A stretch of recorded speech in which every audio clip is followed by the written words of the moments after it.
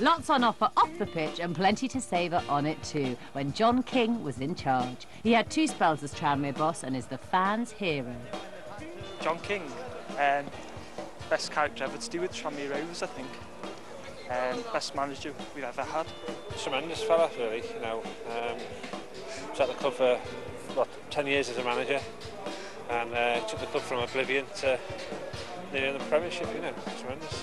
Played very attacking football under Johnny King, scored lots of goals. John Aldridge at his peak, Pat Nevin playing on the wing, just superb. Tranmere Rovers kicking against the wind. The Peterborough defence comes out and leaves Pat Nevin all alone. What a dangerous and silly thing to do! And now he has the option. Does he go alone or does he pass it to Aldridge? Brannan, Aldridge, goal, easy. So what was the secret of the team's success in this period? Well, it seems to stem from the manager himself. And I felt as though I was a leader, you know, and I think it's borne out. I can say these things now that I've virtually finished being a manager, that I like to lead from the front, and I like to make the decisions, and I like to win games, and I don't like to be beaten. And Shankly was a great friend of mine, you know.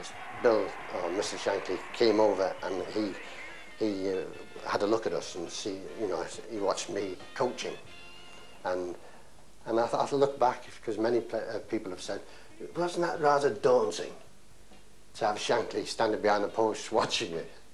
And I said, do you know, honestly, I felt as though I was on the stage giving a song or something, you know. No, I enjoyed it every minute, and he seemed to take a liking to me, and he got me the Sheffield Wednesday job, which I turned down. And I went back to his house and he said, have you got the job, son? I said, aye. I said, but I've turned it down. He says, Jesus Christ, it might be like a rocket that's bound for the moon and nobody to fly it. And I said, well, there's no money. They're not going to give me any money at Sheffield. At Tranmere, I think I can get promotion. Anyway, he said, okay, and away I went.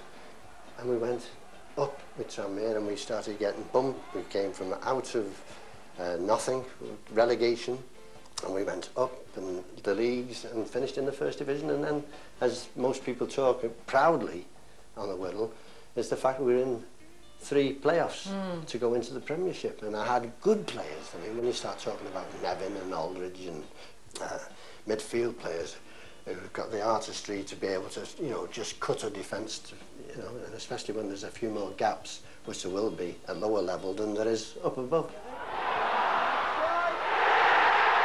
What was John Aldridge like as a player? World class, world class. You get a player like that in below Premier League, he's going to score goals, and he scores them for fun. Snapping up Liverpool legend Aldridge was John King's masterstroke, buying him from Spanish side Real Sociedad for a record fee of $250,000, and he used all his nous and know-how to get his man.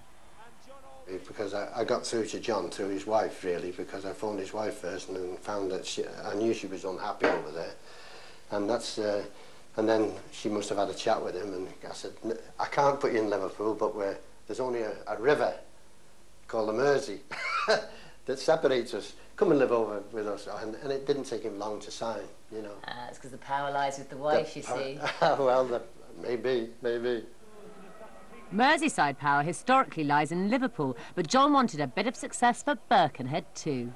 If you can get them winning leagues, and if you can get them going to Wembley's, and people are being able to go out of a night time and talk with Liverpool 11 and say, well, see you, we're down at Wembley on the weekend, you know. I mean, it's beautiful to be able to have this ammunition in your pocket, because against Bull we managed to win and go into the First Division, and it was a tremendous boost for the Whittle.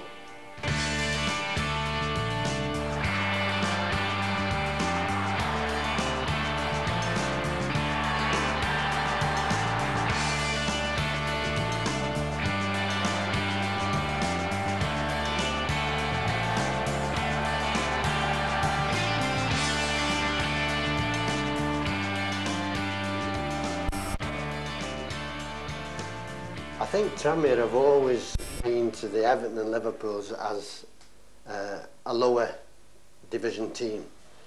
And that was another big plus for me. I wanted to make them the real third team, the Premiership Tranmere Rovers. And I still think it's possible with the right people at the top.